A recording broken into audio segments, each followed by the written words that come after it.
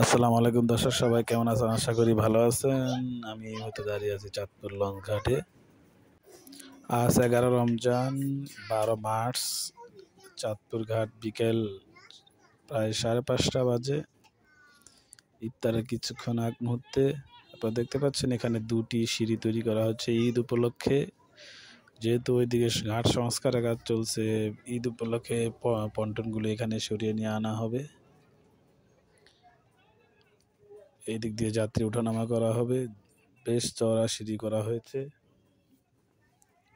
দর্শক, আপনাদেরকে একটি কথা বলে রাখা ভালো, আপনাদের সুবিধার্থে বলে রাখি, যারা চাঁদপুর আসবেন, ঈদে ঢাকা থেকে চাঁদপুর আসবেন, তারা আমাদের নিয়মিত ভিডিও দেখলে আপনাদের উপকার হবে যে প্রত্যেকটি লঞ্চের শিডিউল আপনারা জেনে যাবেন আমাদের প্রত্যেকটি ভিডিওর মাধ্যমে। আপনারা দেখতে পাচ্ছেন ইমাম হাসান জিরো দাঁড়িয়ে আছে চাঁদপুর ঘাটে। সেটা সন্ধ্যা 7টা বাজে ছেড়ে যাবে, 6টায় যাবে না। ইমাম হাসান 5, 7টায় ইমাম হাসান জিরো ছেড়ে চলে যাবে।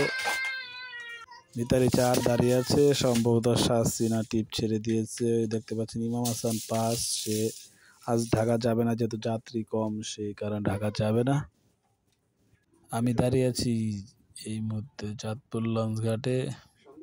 দেখতে পাচ্ছেন একটি ছোট লঞ্চ এসেছে নারায়ণগঞ্জ থেকে, সে ঘাট দিতেছে চাঁদপুর ঘাটে। দর্শক, আপনাকে একটি কথা বলে রাখি, আপনারা যারা ঈদে ঢাকা থেকে চাঁদপুর আসবেন, আপনারা নিয়মিত আমাদের ভিডিও দেখবেন এবং সাবস্ক্রাইব করে দিবেন আমাদের চ্যানেলগুলি। এটি আপনাদের সুবিধার্থে করা হয়েছে চ্যানেলের ভিডিওগুলি। আপনারা যারা আমাদের ভিডিও নিয়মিত দেখবেন, তারা অবশ্যই প্রত্যেকটি লঞ্চের টাইম শিডিউল জেনে যাবেন নিয়মিত দেখলে। আর আপনাদেরকে টাইম খোঁজা লাগবে না, কোন লঞ্চ কয়টা বাজে ছাড়বে। দেখতে পাচ্ছেন নারায়ণগঞ্জ লঞ্চটি ঘাট দিচ্ছে। আর আপনারা আমাদের চ্যানেলটি সাবস্ক্রাইব করে দিবেন। নতুন সিঁড়ি, ওই বন্দর দেখতে পাচ্ছেন চাঁদপুর বন্দর, এখানে কার্গো জাহাজ বন্দর করে। সন্ধ্যা প্রায় 5টা 34-35 মতো বেজে গেছে। আজ 11 রমজান 12 মার্চ। দেখতে পাচ্ছেন যাত্রী প্রায় নেই বললেই চলে। আমি এখন চাঁদপুর লঞ্চ ঘাটের ভিতরে যাচ্ছি। মিতালি চলে যাচ্ছে। মিতালি সারসিনা টিপ খুব সম্ভবত ক্যান্সেল করে দিয়েছে। জাকির সম্রাট সে লাইনে যাবে।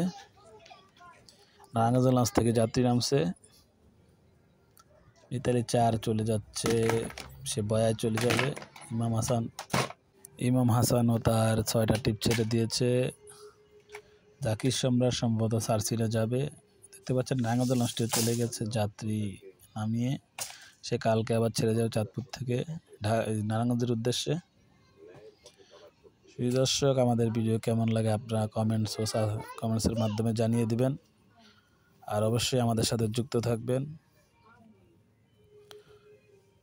আশা করি ভালো থাকবেন, যেহেতু ইফতারের সময় হয়ে গিয়েছে। ভালো থাকবেন, সুস্থ থাকবেন। আল্লাহ হাফেজ। আর অবশ্যই আমাদের চ্যানেলটি সাবস্ক্রাইব করে দিবেন।